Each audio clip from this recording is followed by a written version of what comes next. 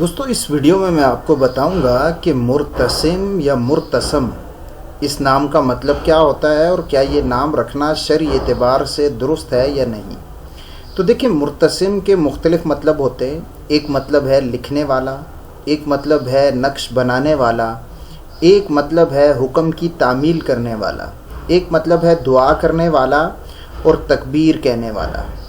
اور مرتسم کا مطلب ہے لکھا گیا یا نقش کیا گیا یا مہر لگا ہوا۔ تو یہ سارے ہیں مرتسم اور مرتسم کے معنی، یعنی مرتسم میں بنانے والا اور مرتسم بنایا گیا، یعنی لکھنے والا اور مرتسم لکھا گیا۔ مرتسم نقش بنانے والا اور مرتسم جس کا نقش بنایا گیا ہو، ٹھیک ہے، یہ اس کے مطلب ہیں۔ اور ان معنی کے اعتبار سے دیکھا جائے تو یہ نام رکھنے میں شرعاً کوئی حرج نہیں ہے، بلکہ ایک مطلب تو اس کے اچھے بھی ہیں، یعنی حکم کی فرما برداری کرنے والا اور دعا کرنے والا اور تکبیر کہنے والا۔ تو اس لیے اس کو یہ نام رکھنا شرعاً جائز ہے، لیکن بہتر یہ ہوتا ہے کہ صحابہ کرام، اولیاء کرام یا انبیاء کرام کے ناموں پر نام رکھے جائیں۔ مزید کسی نام کا مطلب پوچھنا ہو تو آپ کمنٹ میں پوچھ سکتے ہیں۔